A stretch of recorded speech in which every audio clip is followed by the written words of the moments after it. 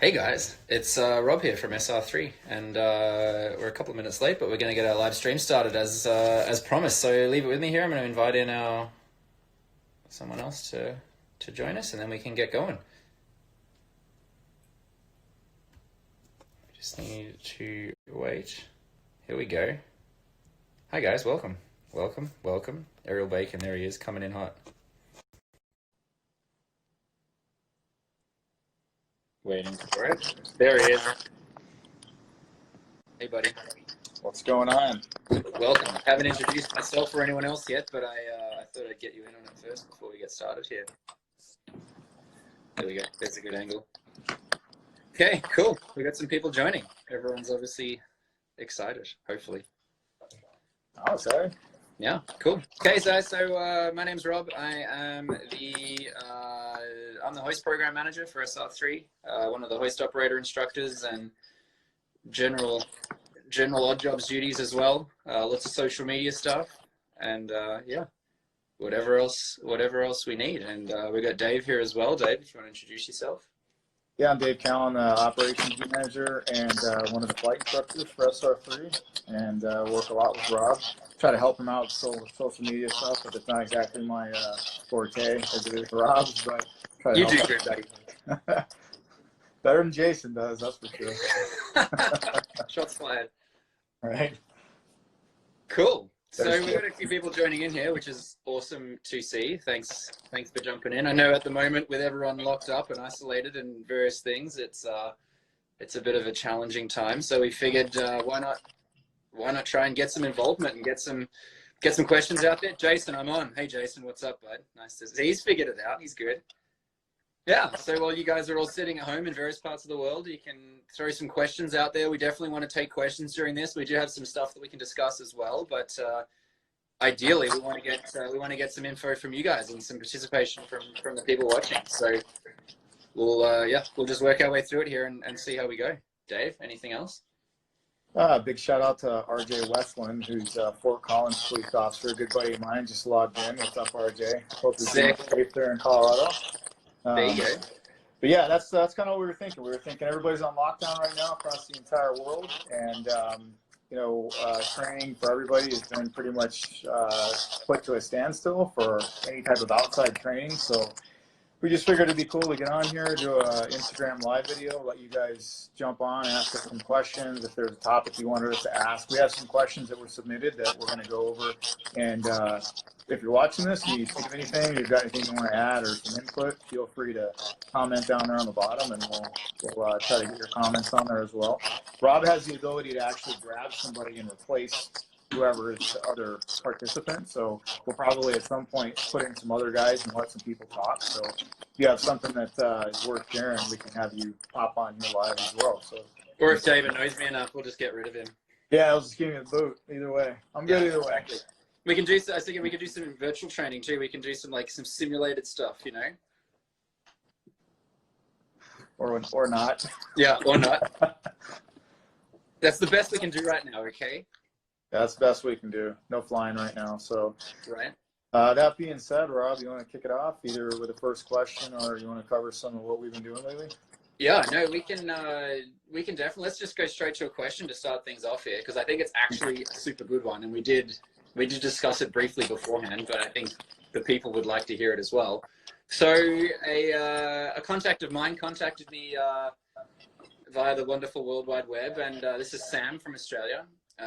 He said, I'd love to hear your thoughts on reviewing and developing SOPs and then following them in special missions environments while maintaining the ability to be adaptable as required without reducing safety.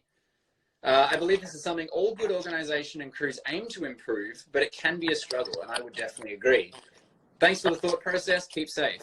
So I think basically to summarize there, what he's saying is when you go out on a mission, you don't quite know what to expect, and you get out on scene, you have your set of procedures that you have to follow, but at the same time, you have to be adaptable, and sometimes the mission calls for some improvisation, if you will, and you have to do what you've got to do to a degree. So I think the question is, how do you balance following procedures with following the rules and getting Yeah, and that's a great question. Hey, quick shout out to Vertical Valor that just joined us. A good friend, Yes. Vertical Valor. How you guys doing? It's good to see you.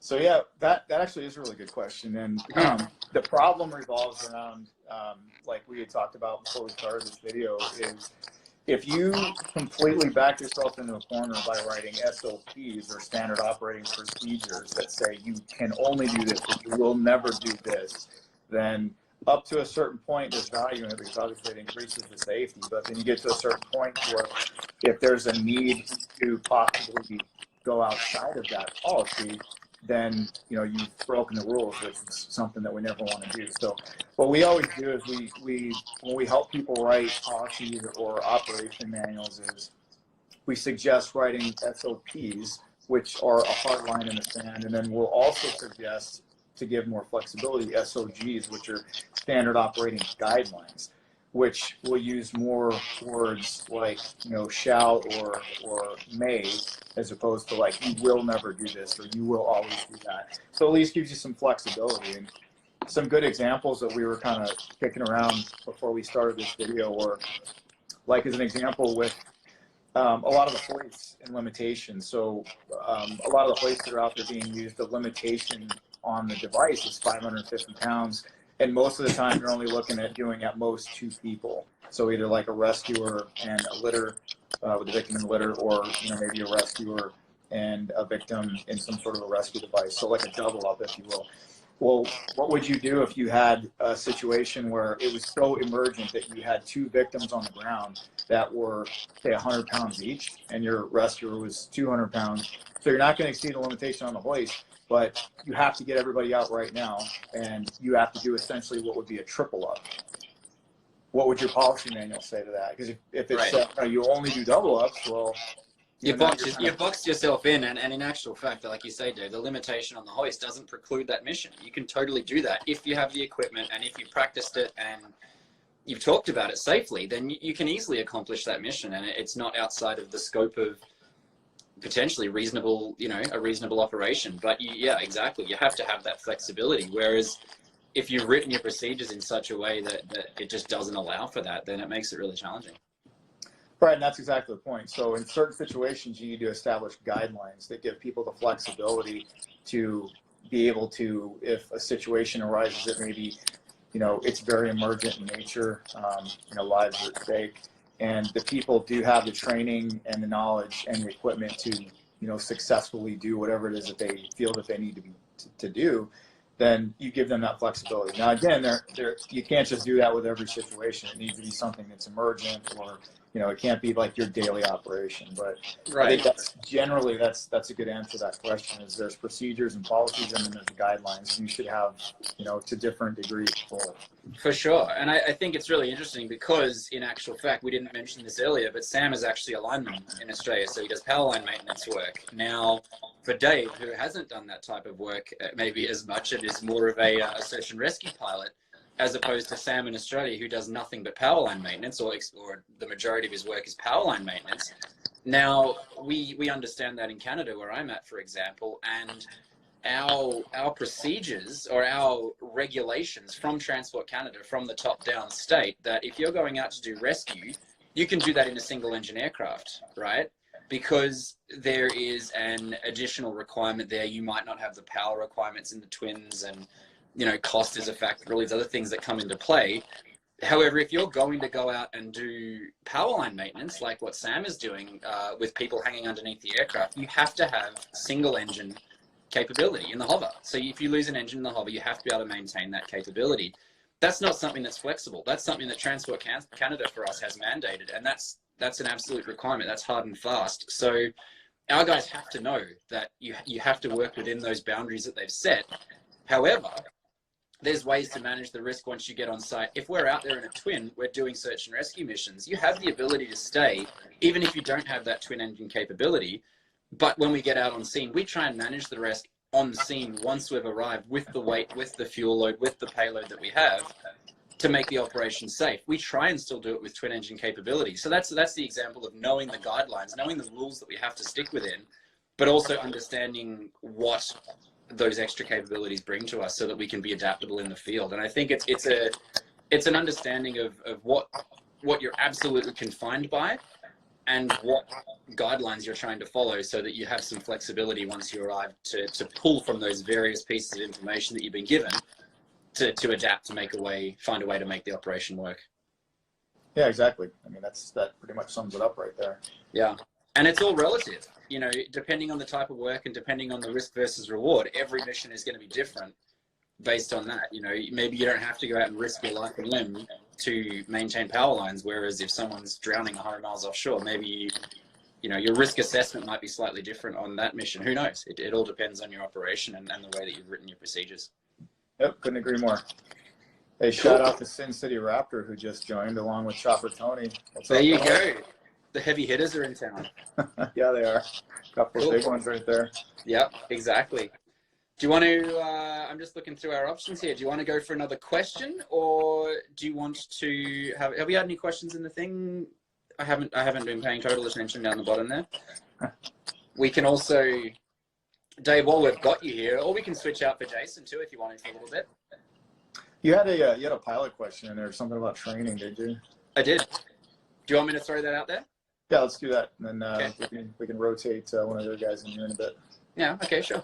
So, if you're an agency, Dave, that's looking to get training, whether it be hoist, short haul, whatever, really. I mean, if you want to do hover step training, like I know Chopper Tony does down in the Southern California region there, they do that a lot. If you're an agency that's looking to add an additional skill set to your program, what's your thoughts on having training provided for the pilots as well as for the rescue crew in the back? Or yes, no, is there value there? Is there, you know, what type of operations is that most valuable for? Yeah, so that's actually a great question, and it's huge. So, you know, obviously, if it's an agency that has never done any hoist training before, and the pilots have no experience, you know, flying any type of long line or hoist operation type missions, then yeah, it's huge to have a flight instructor actually go in there and train those guys right from the beginning. That's ideal. That's the way it should be done all the time, and I feel very strongly about that. As far as when you're talking about the the understanding between the pilots and then the rear crew members, so the hoist operators, the rescuers, and what they each do, that's something that we've actually found over the years. There's a pretty big deficiency there, and there's huge value. Look at Chopper Tony's down here commenting. What's up? You're too kind, Tony. You're too kind. You're too kind, buddy. But we've actually seen that in a lot of organizations, there isn't much understanding between what the people up front do and the people in the back do. And it's not like it's unsafe, but there's huge value. And as a pilot, for me, understanding what the hoist operator does, what it actually looks like, to actually go back there and watch a hoist operator run the hoist and run through all the different types of hoists, single up, double ups, like whatever it is that you do, and understanding that. And then also understanding what is going on in the cabin. So, you know, when you guys are saying, hey, I've got, you know, like a retention device attached or whatever it is that you guys do, right? You know, it's not like I can't do my job safely without understanding that, but to actually visualize it and see what is happening in the cabin and understand exactly what the devices that you guys are wearing, how you put them on, how you use them, just all that stuff. There's tremendous value in that for me as a pilot. And then likewise, I think, and you can, I'm sure, add to this, but as a rear crew member, for you guys to have a better understanding of just some basic stuff when it comes to like the helicopter and how it operates and the aerodynamics and some of the challenges that we're dealing with as far as what will it do, what will it not do. The biggest one that we see a lot now is in twin engine helicopters, when we're talking about the difference between whether we can or we can't hover on a single engine. And what do those two scenarios look like if we lose one? Whether we can stay there or we can't stay there.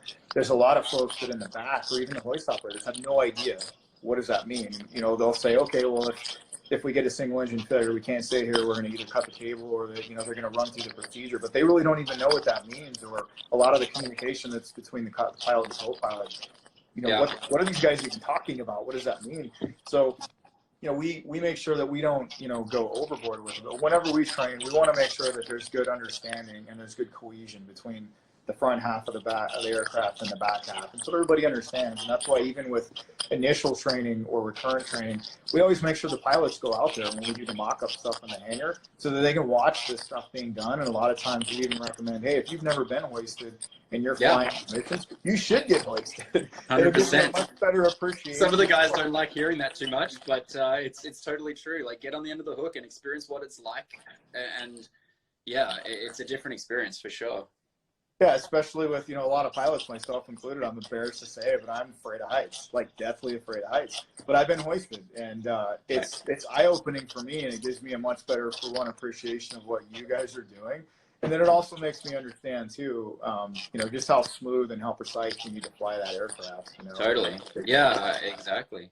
I think, from my perspective in the back, when I ask the pilot to make movements, and obviously he's not looking down when we're doing hoisting operations, right? And I'll say right 3, right 2, right 1. A lot of these guys underestimate how small of a movement that actually is. We're talking feet and inches type thing here to get into position. And when they're in the back and they're watching, or they watch the GoPro, we'll GoPro most of our stuff while we're out the mission and then record the audio. Then we'll watch it back later and they'll say, wow, like I didn't realize we were so close when you were saying right 2, right 1, get into position. They're like, but it looks good, and we're talking very, very small distances here. And it helps them to understand what kind of a control input they need to give in order to give what I need in the back. And it just helps to have that understanding, like you say, Dave. And, I think some of the best experiences I've had, in Australia and in various places where we were doing a lot of our operations single pilot. So there was always, the front left seat was always empty, right? And if you were going out and you weren't actively going and doing hoisting missions, often I'd sit in the front and the pilots would love having you up there because you'd be able to just gain some familiarity with the front seat and all the stuff going on in the front. They might be, if you're in an active area, like for traffic and that around, just even listening to the radios and understanding how much air traffic there is and understanding how the pilot's not just hands and feet on the controls. He's got a lot going on outside of basic flying. There's your traffic management and there's all these other things going on. And just to get a better understanding of what that person is doing, it's definitely both ways. It's reciprocal. It's not just the pilots having an understanding of the back. It's also the backseat guys understanding, if you're a really brave pilot, give your hoist operator the controls one day and they'll get a pretty quick understanding of how challenging it is, even the very, very basic stuff. So I think there's definitely value in sharing that information from front to back for sure. Yeah, I'm a big fan of that as well. I love letting folks that don't normally fly, especially you guys, because you're right. You're like, wow, this is a lot harder than it looks. It's a lot harder than it looks, yeah. Yeah. That's a good one. That was a great question.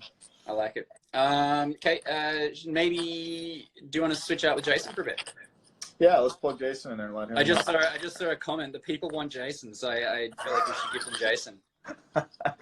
Yeah, let Jason drop some knowledge on the Instagram world. They're not ready for that, I don't think. Well, they better get ready. So awesome. Well, thanks for listening to me, everybody. We'll come back in a bit to you. We'll come back. Thanks, buddy. Yep. Okay, let's remove Ariel Bacon. He's done enough for us, I feel like, for now. Let's see who else we can bring into the chat here, if possible. Here we go. Where's Jason? Where's Jason? Where's Jason? He might not be there temporarily. Oh, there he is. I see him. Okay, let's bring Jason in. Coming in hot. Here he is. Jason, what's up, bud? Hey, everybody. Thanks for joining. Yeah, we've got a cool little crowd here. It's super sweet. Do you want to introduce yourself quick? Who are you, Jason? Well, I'm recently retired with Las Vegas Police Department. Awesome department. Me and Dave just retired with them. Work for SR3 as one of the hoist operator rescue specialist trainers and do some other medical stuff. I work as a medic and in the rope world a little bit. So nice to see all you guys on the gram, friends and folks that we don't know. Right. Super cool, hey? We'll have to, our Gram's been busy lately. We're going to put up a post for Jason though, but we're just going to be a couple of days late because we don't want to bomb you guys too hard with content. So we'll get up some sweet pictures of Jason's retirement day shortly here. Thanks, Tony. Appreciate that. So Jason, a couple of things, just because you know that world better than I do, I think, are you able to give the people a quick rundown of the SR3 capabilities with regard to things like TACMED, rope rescue, stuff like that?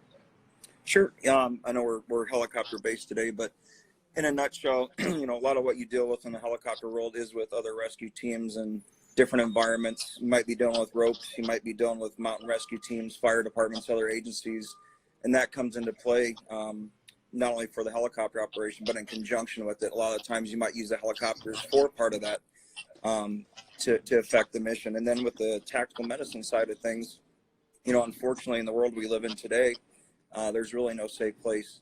So a lot of what we do is just basic life-saving techniques, procedures for law enforcement, government, you know, and unfortunately, again, schools, churches, any places where people could congregate, where we have to deal with the unfortunate things that can happen in this world. So that's a little bit about the capabilities and some of the other things we do along with the helicopter operations. Yeah, for sure. And I think it's safe to say maybe that the TACMed program that we are looking to put together may be slightly different in its content, hey, compared to what, you know, strictly law enforcement or strictly the local church group might be looking for. We have the ability to adapt our program to be SAR specific, or because of the variety of experience that we can draw on as an organization. I guess we have a bunch of people. So it can be quite a specialized thing, hey, and it's not, TACMed in general is obviously not a one-size-fits-all program. No, and fortunately we work with a lot of good guys with SR3. It's not just you, me, and Dave. So we've got, you know, prior military experience. We got law enforcement, firefighters, doctors that work with the team. So we can curtail what people are looking for specific to the class they may be looking for. Yeah, exactly. No, it's kind of cool. I think it's not really something that we've maybe advertised a huge amount yet, but it's definitely something that we have the capability to do, and I'm excited to see some. That's not really my specialty, I guess, in terms of the medicine side of things. You know, I'm mostly the backseat guy when it comes to the medic side of things, but yeah, it's always cool to learn from the guys that really have been out there and done it, and it's pretty impressive for sure. We'll actually be chatting to a pretty highly qualified medic here shortly, so that's exciting. One other exciting thing that we did that Jason has been pushing for pretty hard recently is that we did our Petzl Lazard training out in Salt Lake City. We got to go to Jason and I went to the technical academy, or the technical institute, I think they call it, in Salt Lake City there, and we went through a couple of days of training on a new rescue device, and it's basically brand new in North America, other than one or two agencies that were using it previously for power line maintenance. But there's definitely a huge value for it in the SAR side of things. And maybe Jason, if you want to just give a quick rundown of what that is and what it can do in a couple of minutes. Yep, and I think you guys hit earlier can you guys hear me? Mm-hmm. Yep, on being flexible when you're talking about SOGs, SOPs, equipment, gear, techniques, and procedures. That's why you go with your best crew, your best equipment, and you have options. And specific to the Lazard, especially in the power line world and in the mountain rescue world, vertical environment, there's always that point where a helicopter could be attached directly to a hoist cable, or a long line short haul directly to whatever the rescuer is being hoisted into, or the worker is being hoisted into, or long lined into, which we know if there's a power failure or even issue with an updraft where we're still connected, that's going to be catastrophic, not only for the rescuer, but for the helicopter and crew probably as well. The Lazard device was designed over in France by the Petzl Institute. It took multiple years, but it was designed to, and we could always post the link to it so people could see it, but to allow a rescuer or a worker to be inserted, and if there was a issue or potential with the aircraft, possible emergency updraft, where they would be still connected to the hoist hook or a long line, but disconnect from whatever they're going to be hooked to, whether that was a bolted anchor, some type of way they're inserting into the power line tower itself. So really awesome device. Again, it's a specialty tool. Again, you know, it's not you're going to use it every time in every rescue, but it's an option. It's a great device that took a lot of time, a lot of money to develop. So really, really good, great piece of gear.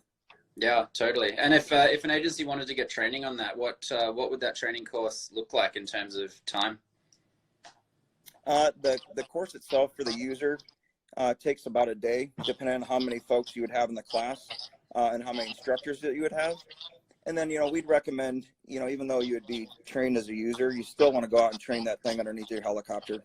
You know, just because you got the training, the static training, you still want to go out and actually train that thing before you go out and use it operationally.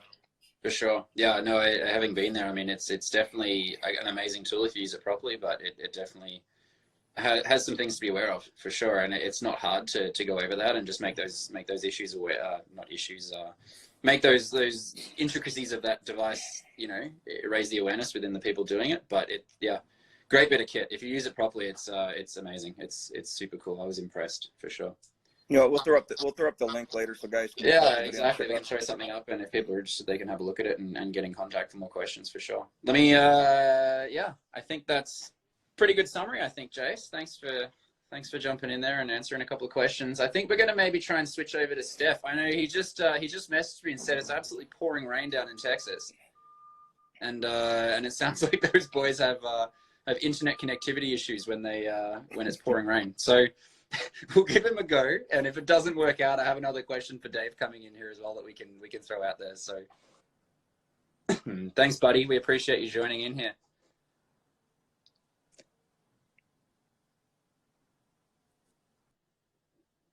Okay, let's see if we can go one more. Where's Steph? Let's see if it works. Steph is requested. That's super cool. Let's see what happens. I'm curious. We're waiting. Here he is. Looks like it's working. That sounds awesome. That was almost better than yesterday, I would say. Hey, buddy. Hey, what's going on, man? How are you? Good. It sounds like it's maybe a bit sunny here. Is it pouring rain there or what? Yeah, it's pretty rainy here right at the moment. No good. Do you want to introduce yourself real quick? Sure.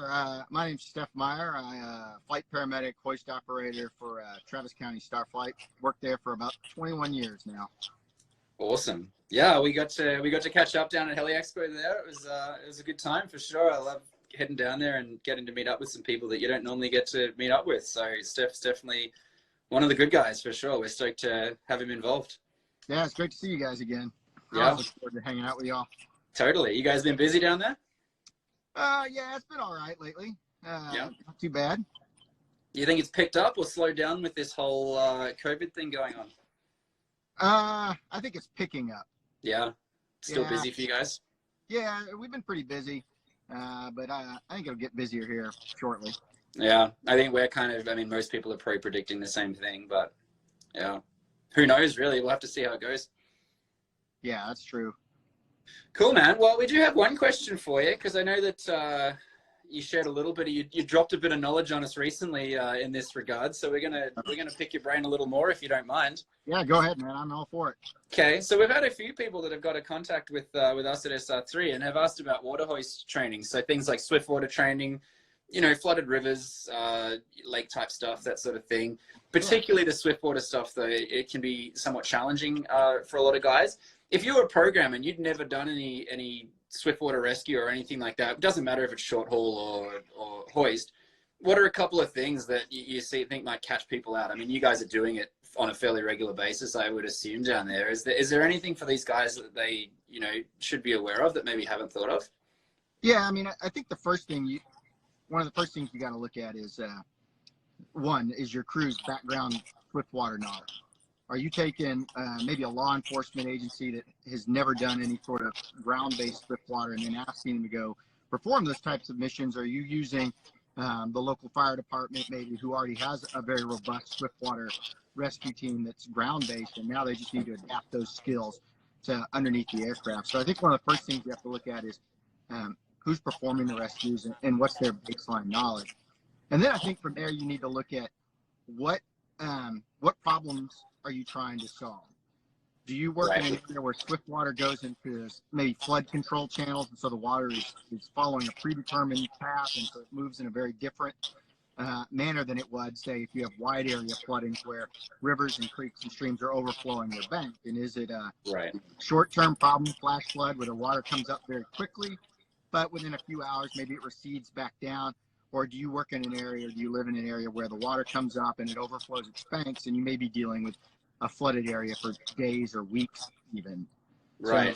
So, those are the things I think you have to kind of look at. And then where do you find those people when they get in the water?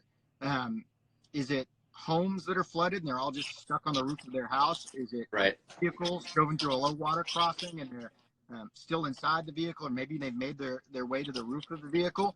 Are they did they get swept off the vehicle? Are they in trees? I mean, all of these things are kind of play into what equipment you bring and how you approach that rescue, and Totally.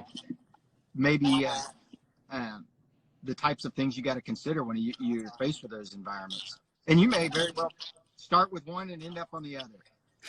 Get somebody Yeah. sitting on the roof of their vehicle, and in the process of getting down to them, they get swept off and they end up in a tree. And so now you got to refocus and come up with plan B. Or likewise, I guess the people that are floating downstream that end up on an object, they end up in a tree or on a roof or something that they wouldn't normally find themselves. So then again, your plan changes, right? Yeah, significantly. I think the people floating down the river, for me, present probably the biggest challenge and the greatest danger to both themselves and then maybe even the air crew. Yeah. Unless you know and you've really scouted that river and you know, hey, there's nothing for the next 10 miles. Right. You're chasing somebody floating down the middle of a river trying to pluck them out, but you don't know whether there's power lines coming up, there's a bridge that they're going to come up. And so 1 minute you're focused on this and maybe your rescuer's down on the ground, and then all of a sudden there's a power line.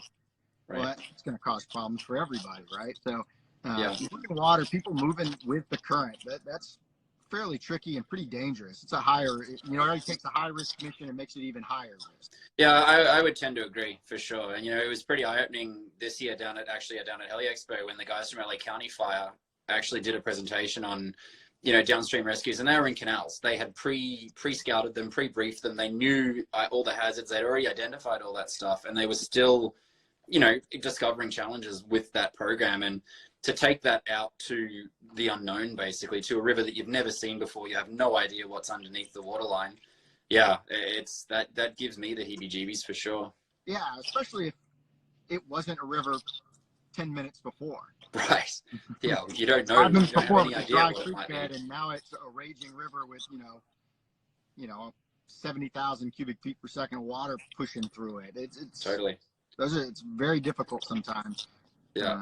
No, it's full on, exactly. And I think, I've done, I won't say a lot, but a little bit of ground-based swiftwater rescue training, basic rigging systems and basic techniques and just some understanding of water dynamics and stuff like that. And that's full on in itself. Forget about the helicopter, just understanding swiftwater in general and basic techniques. That's a significant amount of knowledge there, let alone the helicopter. Oh yeah, that's why. You look at guys who are really good at ground-based swiftwater rescue. Right. You're right. That's an entirely different discipline. People spend their entire career just being good at that. Yes. Yeah. To be good at swiftwater and high angle and all these other things is a very challenging obstacle or hill to climb there. For sure. Because there's so much to learn and all that. And guys who are really good at swiftwater, and like as much as we do, I still feel like every time I go out and we go do some swiftwater training, whether it's ground-based just to get a refresher of how to move in swiftwater, or we go out and do something, I learn something from somebody every single time. Totally. A very difficult an environment to work in because it's so unpredictable.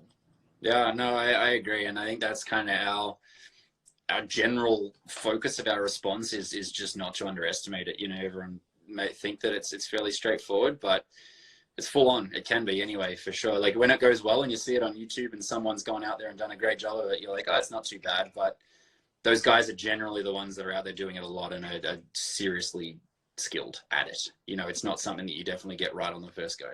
Oh no, it takes a fair amount of time to figure out, to get it all, worked through. Yeah. And fortunately, when you work with somebody, you get trained by somebody, you're relying on all their experience to get you up there. And so hopefully by the time you're done, you're not starting at square one. You move down and have learned from somebody else's mistakes or lessons learned, and so that you can build upon that and have a robust swiftwater training program for yourself. Yeah, no, exactly. It's it's definitely a whole different kettle of fish. So no, thanks for the insight, man. We appreciate your jumping in here, and we haven't got a huge amount of time, so we're gonna bump back across. I think I got another question for Dave rolling in here, if you don't mind. Thanks. See ya. Thanks, buddy. Cheers. Later. Okay, guys, we're going to jump on out here one more time, and we're going to flip on back to our good friend Errol Bacon, if we can. There he is, the big fella. Here we go. Let's see if we can bring him in for one more. Waiting for it. Here we go. Yes. Back. Always good to see your face, buddy. Thanks, bud. Do you want to keep rolling with questions here? I feel like we're doing pretty good for time. We're just on 40 minutes-ish, so I feel like we're doing pretty good, but we have one more question. Do you want to throw it out there? Yeah, you know what? I don't have it up, so if you got it up, you want to feel free to. Let me do it. This one came in from the States, from your part of the world, from our boy Smitty.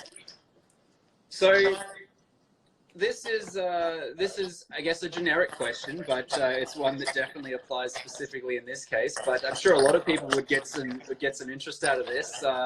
Should I read it verbatim, or do you want me to summarize?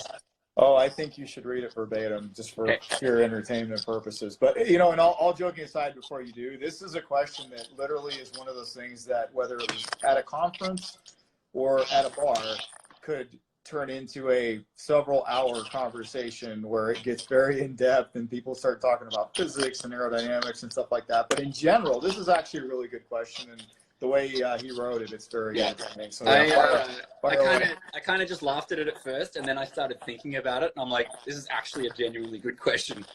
So here we go. It says, please excuse the ignorance. I have been blessed with a rescue specialist physician in my agency SAR team. Awesome, good work. Let's just say I'm not a prototypical rescuer, as I am gravity enhanced, as it were. I am hyper aware, in capitals, of power limitations of the aircraft and its capabilities. Aware, not wise. Question: does a rescuer on the hook while being actively lowered, that's very highlighted, enhance, degrade, or neutralize the power of a rescue ship during the hover? I hope that makes sense. Please stay safe. Thank you. So yeah, it does make sense. It's basically, while you're lowering or raising a load on the hook, does it have any impact on aircraft power limitations?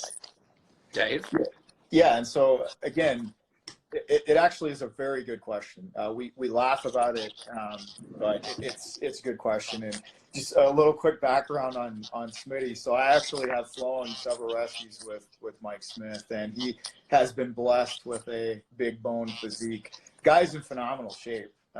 And I would put him up against anybody in a PT test, but you know, he's big dude. And, you know, there's been, I would say a handful, he'd probably argue more, but of, flights where, they're just under really nasty conditions at high altitudes and bad winds. And, you know, we have a few people in the back, and we need a little bit more power. So the first person to get kicked out is Smitty, just because of his size.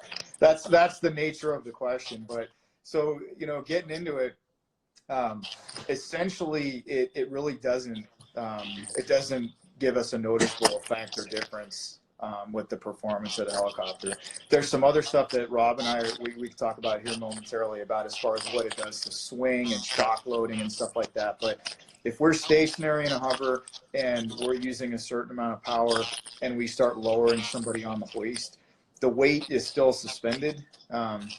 So it's not like, you know, we're taking away some weight from the aircraft. Now, if you could somehow dump out so much cable that the load went weightless, then essentially, yeah, you would unload the weight from the helicopter. But, you know, fortunately, that's not how anybody does hoist operations, and it's not a thing. Thank God. Yeah, the short answer to Smitty's question is no. You know, lowering you down does not give us any extra power or give us a little bit of extra margin or give us anything that helps. So, sorry, Smitty, but it does not help. Now, I can say, though, all joking aside, landing in the parking lot and kicking you out actually does give us a significant increase in power, unfortunately, as you well know. Yeah, absolutely. So I think the counter argument to that, we did talk about this earlier as well, is it does have other impacts. So having a bigger versus a smaller versus no load on the hook has a huge impact on the center of gravity of the aircraft, right? So the more, and it doesn't take much sometimes, especially in smaller aircraft. I mean, go talk to the California Highway Patrol guys in their B3 A-Stars, and you're going to see a bigger difference potentially than Derek Everett over in Ireland in an S92. That same 600-pound load has a way less impact on the bigger aircraft than it does on the smaller ones. So, yeah, we definitely have to be careful when we're picking up and putting down any load, whether it be heavy, light, or non-existent at all. on the center of gravity of the aircraft. And if we're already up in a canyon with a big crosswind and the pilot's already putting in a bunch of cyclic or whatever it might be to counteract that wind or whatever situation we're in at the time, putting a big load on the hook or releasing that load quickly will definitely have an impact on center of gravity. And, you know, that I'm sure Dave can attest to does have an impact on the comfort level of the guy sitting in the front seat. Yeah, it does. And especially, like you said, it's dependent on the aircraft. You know, I can tell you most of the hoist rescues that I've done in the last couple of years have been in the H145, which lateral CG, so the left to right CG, really not an issue. The thing's incredible. Yeah. You know, in the Huey, it actually is an issue. You can run out of lateral CG with a lot of it out there. So like you were saying, if you're close and you either, you know, really abruptly pick the load and shock load the line, that's going to affect the CG worse. Or if, like you said, if you're lowering it down and then you abruptly stop it and shock load the line, just for a brief moment, the amount of weight that's being experienced on that cable and therefore on the hoist and then the aircraft is going to increase. It'll be brief, but that could, like you said, if you're right on the edge of your CG for, you know, like lateral cyclic input, that could actually put you out of it momentarily. Yeah, absolutely. And actually, a lot of people are surprised, even in our EC135 that we have out here in Canada, a lot of people are surprised. They don't initially think this, but when we say that the load limit on our hoist is 450, 500 pounds, we're like, oh, why can't you take 600? It's not a load limitation on the aircraft. It's purely a center of gravity issue that we are limited on our hoist loads because we would run out of CG potentially on the full 600-pound load. So A-Stars, 135s, smaller aircraft like that, 407s, that sort of thing, do have limitations on their hoist load. And it's not because the aircraft can't lift it. It's because of COG. And a lot of people don't realize that. Yeah, that's another really good point. One thing I'll say too that it does have an effect on, believe it or not, is swing. Whether it's lowering the load because you're reducing slightly, you know, that tension on the line, or even in long line operations, you know, one of the first things that you notice if you've never done vertical reference long line like short haul or sling work is you can induce more swing in the line, whether it's on a hoist cable or a long line, by, you know, pulling collective and climbing and you know, putting more tension on that line.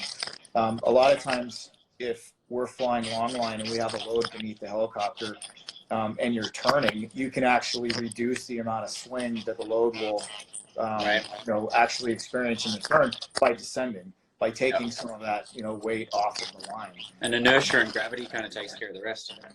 Yeah, it does, exactly. So, you know, it's not really a performance thing like Smitty was talking about, but it is just something that's interesting that's worth pointing out, I think. For sure. Well, I think that's kind of running out of time and maybe questions here as well. We did get some good responses on Jason's new Instagram name. I saw Ground Bacon, which I thought was absolutely hilarious. Yeah, that's what I'd like to honestly end up or finish this up with on my end is Jason needs a really high speed Instagram name. Aerial Bacon level stuff. Yeah, it needs to be Aerial Bacon level. So we're thinking about maybe doing like a poll or asking you guys for submissions, and then we'll take the best of the best and we'll do an online poll to help Jason come up with a better name.